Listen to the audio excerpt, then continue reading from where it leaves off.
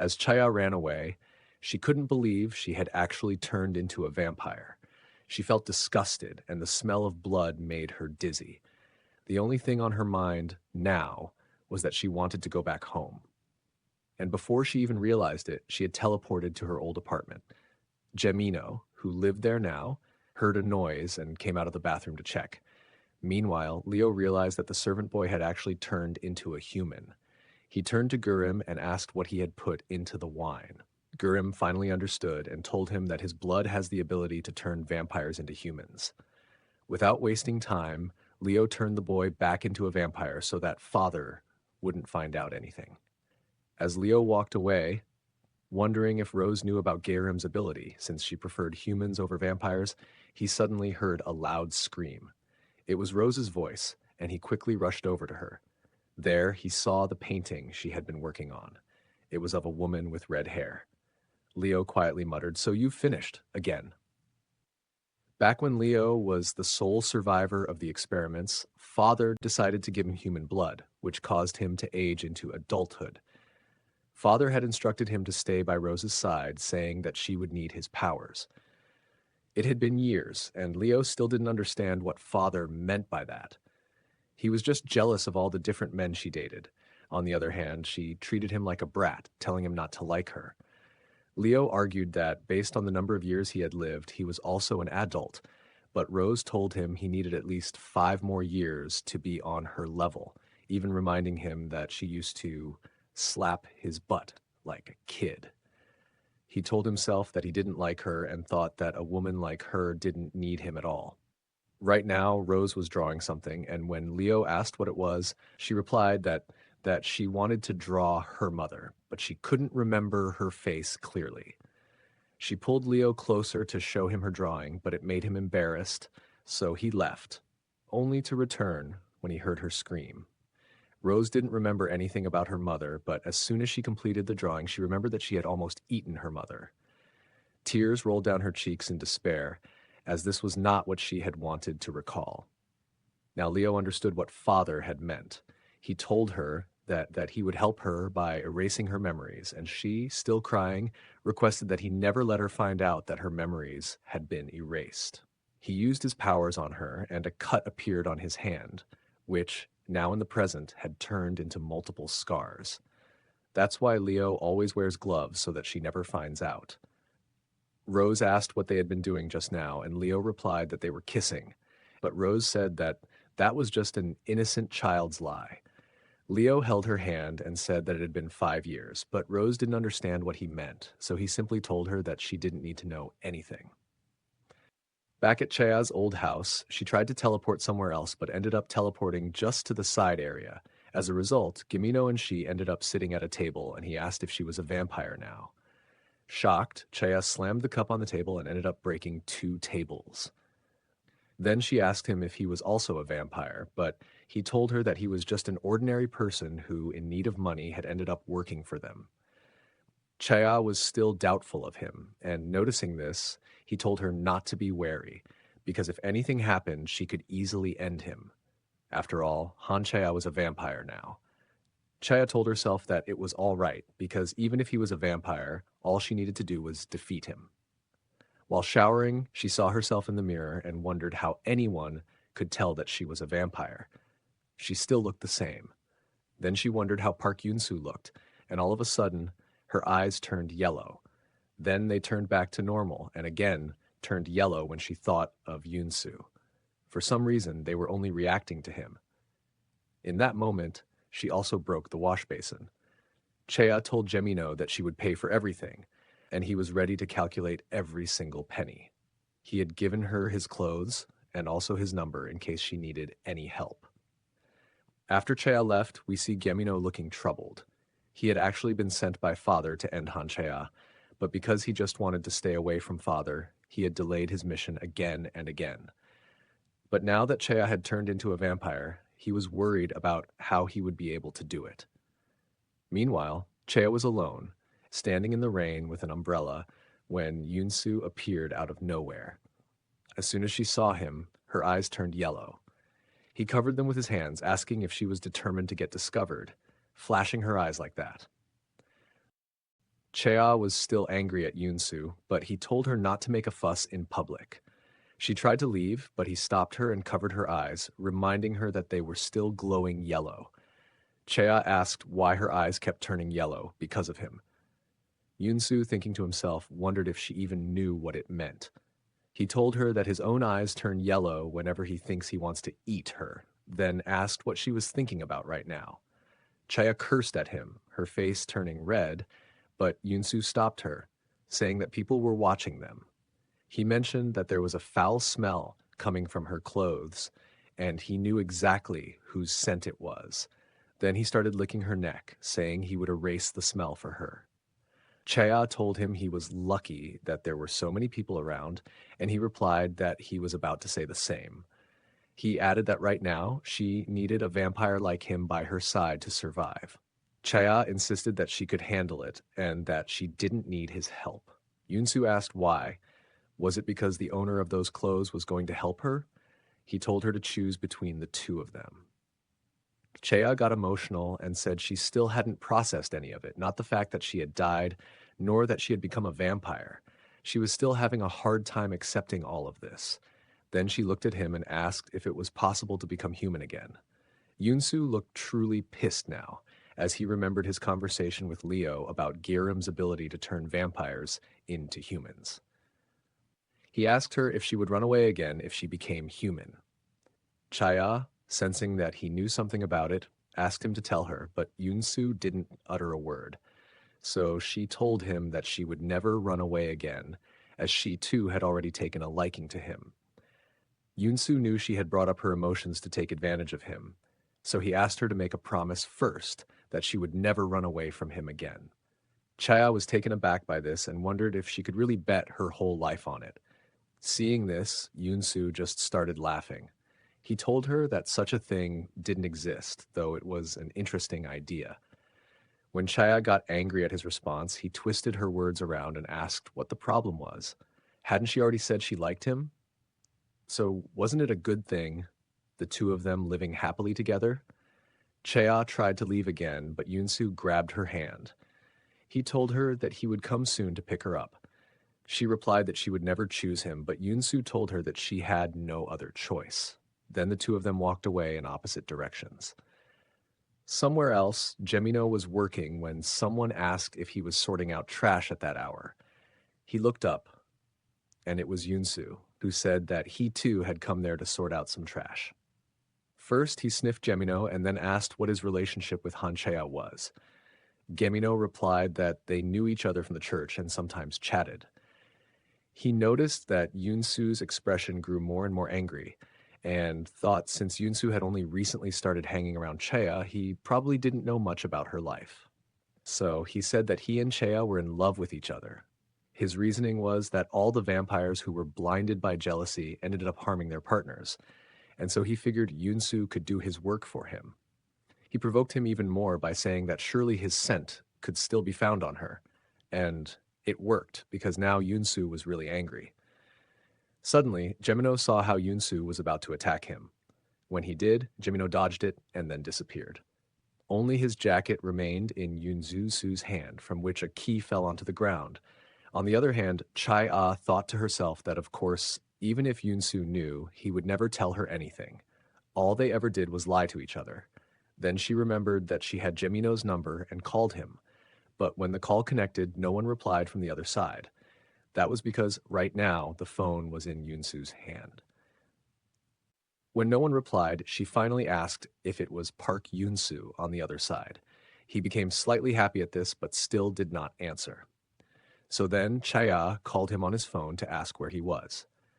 Yunsu replied that he was at his house. She didn't believe him and asked again, but he said that she could just come to his house to check for herself. Chaya told him that he was not allowed to touch anyone, and Yunsu continued with his act, saying that he hadn't done anything. He said that she was just too obsessed with him and told her not to worry, as when everything was fine, he would come to get her. Chaya took notice of his words and immediately got ready to leave. Earlier, when Yunsu had reached Jamino's house, Jamino was hiding in the closet, and when Yunsu was about to open the closet door, Jamino quickly teleported behind him, took his new phone, and disappeared. He then called Leo to ask for Chaya's phone number. At that time, Guram entered the room and heard Chaya's name, so he asked Leo if Han Chaya was still alive. And what about Yunsu? Chaya could not have survived on her own, but Leo just told him that Yunsu was already dead. Back in his room, he wondered how she could have survived and then thought that maybe she had it in her to run away. Then he realized that Leo's job was to eliminate people, so the other person might be the same, which meant Chaya was in danger. But right now, he couldn't do anything and felt completely powerless. Then the servant boy came into his room. Seeing Guram so down, he said that if Guram was that tired, he should try running away. He told him about himself, that back home he was beaten every day, so to survive, he ran away barefoot. If it weren't for him, his family would have starved to death. So if they saw him now living so cozily, they would probably end him or smash his ankles. He risked his life to run away and continued that it's not a cowardly thing. It takes a lot of courage to run away. Next, we see Guram waking up from the experiment, and he was shocked to see that this time the test subject was his servant boy. Father told him that he already knew what to do, and so Guram walked toward the boy. The boy's words from earlier came back to Guram, and so he quickly grabbed the boy and disappeared. He teleported to another part of the castle, but Father followed them quickly. Then he teleported to Rose's room, asking for help, and Father appeared there too. He attacked both of them in front of Rose. She tried to stop him, but he slapped her aside and took the unconscious Guram with him. Rose could do nothing except hold the injured servant boy in her arms, while Guram was locked up in a jail-like room. Later that night, Rose went to Guram to free him, and she told Leo to lead the way for him to Korea. She had instructed both of them to never come back, but still, Leo decided to stay behind. Then, all of a sudden, Guram attacked Leo with something and quickly teleported to the ship. Looking at Leo, he smiled, as it was a little revenge for what he had done to Yunsu. Rose was the one who gave Guram a silver knife and told him that it weakens vampires.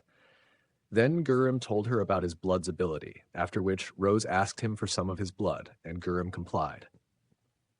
Now, with a vial filled with Guram's blood, Rose wondered why her father was so obsessed with it. It didn't seem like he wanted to become human either. Then suddenly, her head started hurting. It was the moment Guram attacked Leo, and with that, all of Rose's memories that Leo had erased came flooding back. Now remember her mother's face, and she thought to herself that her father could never become human. We see Father remembering her mother and calling her name, Diana. Back in Korea, Chaya was informed that her grandmother was in the hospital, and she immediately got teleported there. When Grandma opened her eyes, she saw Chaya sitting on the windowsill, who commented that she was interfering with her enjoyment. She added that since someone was dying here, no matter what she said, as long as Grandma died, it didn't matter. She got close to her and whispered a little secret that she was no longer human. Grandma was struggling, so Chaya removed her oxygen mask so she could speak. Her grandmother called her a monster, and upon hearing that, Chaya started laughing. Those were the same words she had once said to Yunsu. She told her grandma that she wasn't afraid of her anymore, and then asked why she hated her so much. So much that she would even harm a child. Just because she wasn't satisfied with her mother, she had cut off the relationship for 10 years. And only after her son passed away did she begin to regret her stubbornness. But since she didn't want to hate herself, she decided to hate their mother and the child who looked like her. Chaya asked if that was more comfortable for her. She said that she, too, wanted the candy, and maybe for her grandmother, it wasn't worth worrying about. But that petty hate had built up little by little and turned her into what she was now, someone who could only loathe humans.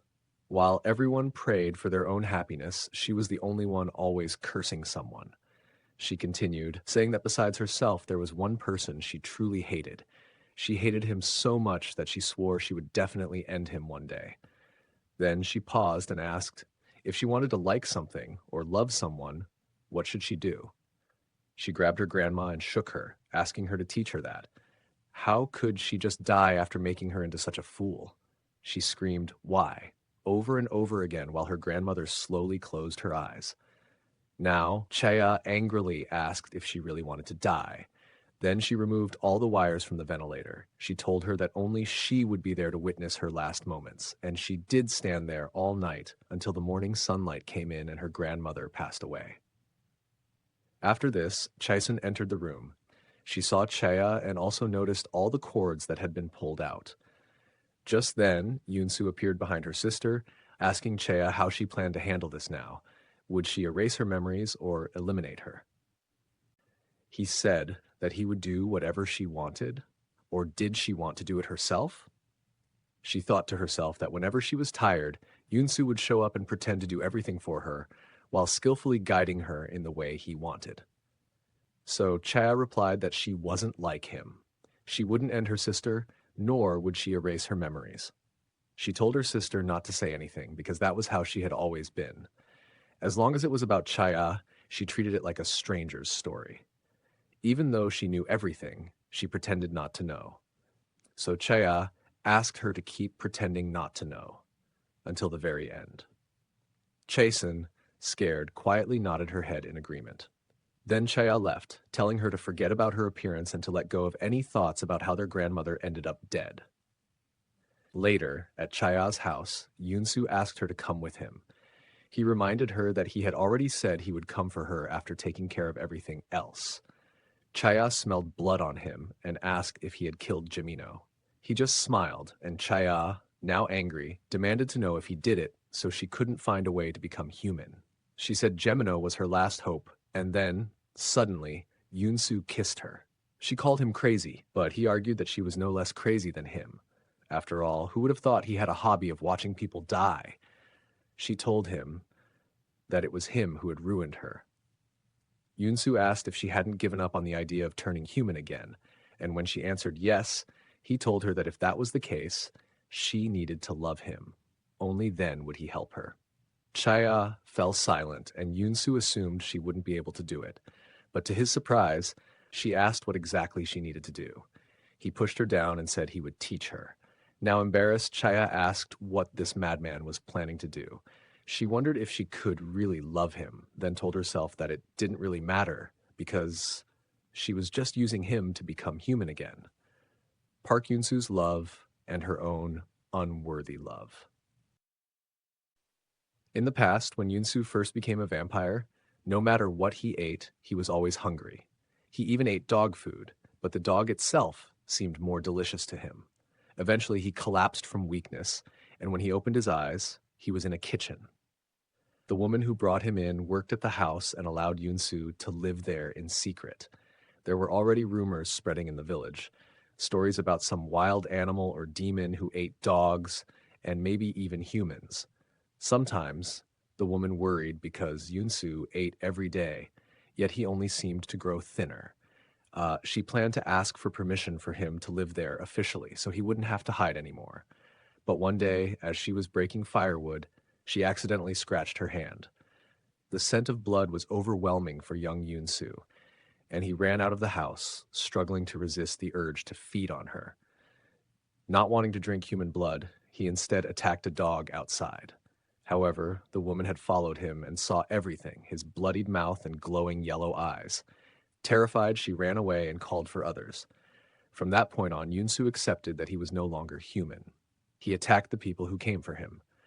Later, the villagers discussed how the family and all the servants in the house had died, and only a single child had survived. They pitied him, saying he wouldn't live long. But as the seasons passed one after another, Yunsu survived and grew up into a full-grown adult. One night, a pair of siblings were passing through the village. They had heard rumors about travelers ending up dead there. Just 20 years ago, people lived in the village, but now it was completely empty. As they made their way through, they ran into Yunsu, who convinced them to stay the night at his house by warning them that there were a lot of wild animals in the area after dark. While they were chatting, the brother mentioned that he had heard rumors about various incidents in the village, including one about a European man who had supposedly burned down the mansion himself. This surprised Yunsu a bit, and he asked if the man had heard anything else.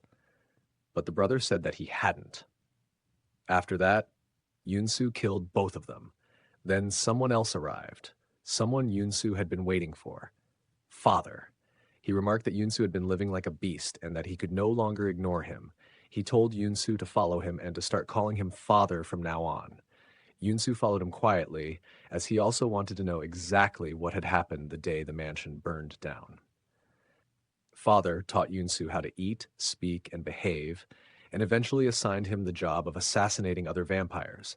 One time, when Yunsu asked if there was any specific reason behind this mission, Father explained that humans had started noticing their existence, so his immature children needed to be cleaned up.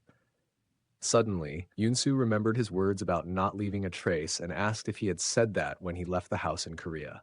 Father paused, trying to remember. Had he really said that to him? But then it clicked in Yunsu's mind, and he asked if Father was the one who burned the house down.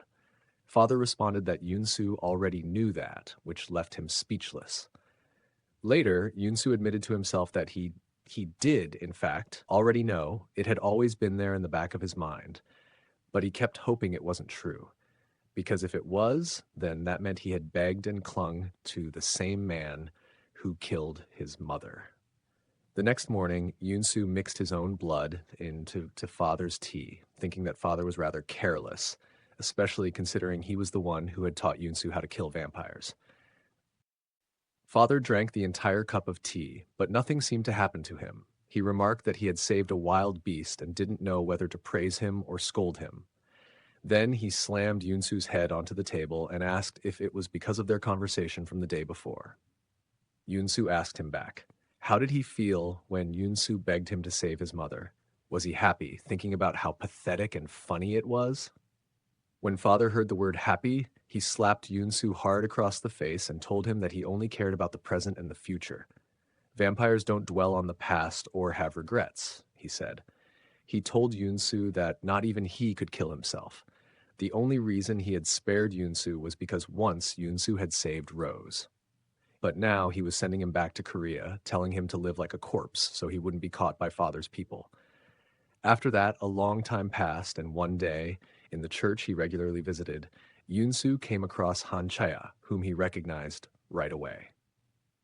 On the other hand, when Chaya was in jail, the other inmates gossiped about her. And she never just listened quietly. Her family never once visited her, and when she was released, no one showed up either. When she went to their house, her grandmother shut the door in her face, while her uncle told her that he would help her find a house and a job, but also told her to keep quiet and live elsewhere, as they didn't want anyone to find out what she had done. It could ruin her sister's future, he said. One day, while Chaya was just watching people around her, her eyes fell on a cathedral far in the distance, and she decided to go there. She prayed for everything to burn down, Nam Haewon, her family, all those people who were happier than her, everything. Then her eyes met with Yunsu's, who was already looking at her, and she thought to herself that it was really unlucky. She envied Yunsu because he seemed rich and like he had a good life. When she was leaving, she saw that the light in the confessional was still on, so she decided to go inside. There, she confessed that she hated people. When she saw them all happy and showing affection, she really hated it. She mentioned that just now she had run into a guy in the church and thought, how could someone be that handsome? It really annoyed her. At that, the person on the other side started laughing. It was Yunsu, who apologized for being too empathetic with her, saying that he could relate. Then she asked him, she wasn't a monster, right? Yunsu asked her what she would do if she were in a situation where she needed to kill someone to survive, and wondered what she would look like if he pulled her down into the mud. Then he apologized, saying she must feel uncomfortable because of his words. Chaya felt a little scared, wondering if he somehow knew about her, judging from his questions. Yunsu continued, saying that she had hurt people around her, despised those who hadn't wronged her, and hadn't loved those who had loved her. At this, she banged loudly on his side of the confessional and asked what nonsense he was talking about. He was talking about love like it was something easy, but he should know better than anyone that everyone she ever opened up to had betrayed her. She said she had tried her best to love people normally. She really did. Then she asked him what she should do if she wanted to love someone. When Yunsu didn't answer, she laughed and asked why he was teaching her when he didn't understand it himself. Yunsu asked why she was so hung up on this. She said she hated people but was still chasing love. Wasn't that a bit pathetic?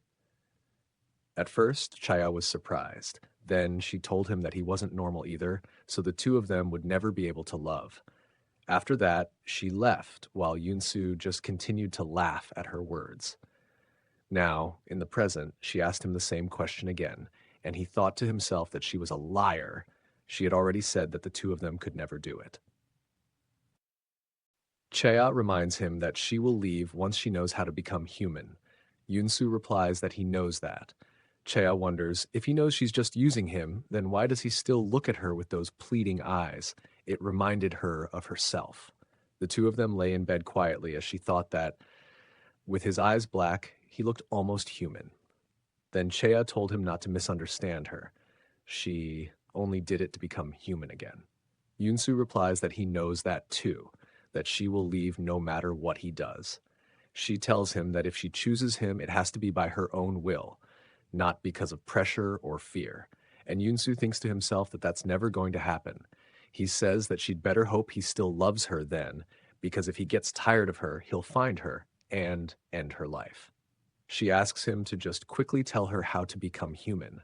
Or was he going to say he doesn't know? Both of them were holding each other's necks, and Yunsu replies that she catches on quick. He doesn't know, but he adds that the guy named Jamino is still alive, so she can ask him instead. Earlier, when Jamino was on the phone with Leo, Yunsu had actually followed him and attacked him. But Jamino told him that he was sent by Father, and that if he died there, Yunsu might be found out for not being dead. So Yunsu tied him up and left him at his mansion. Back at Chea's house, she asked Yunsu how to teleport, and he told her that the best way was to follow the scent, adding that he should be easy to come to, now that she knows his scent. She got embarrassed and told him to just tell her where Jamino was. Yunsu told her, but then suddenly pulled her into a hug from behind and asked, "Can you love me, please?" Chaya was shocked and asked what he was doing. He replied that he was begging her, just like she had told him to beg for it, but she still couldn't bring herself to trust him. Slowly, Yunsu's hands moved to her neck, his grip tightening. She asked if this was how it would end for her, reminding him that he didn't know how to love. Yunsu asked, "If I don't, then what am I doing right now?" Chaya tried to leave, but he grabbed her hand and pleaded, "Don't leave me." She asked what was wrong with him, warning that if he kept doing this, she would, but Chaya didn't finish her sentence. She teleported away, leaving Yunsu behind, frustrated and alone. She told herself that she just had to become human again and decided to return to her old apartment. Unbeknownst to her, Guram was already standing outside that very apartment, knocking on the door.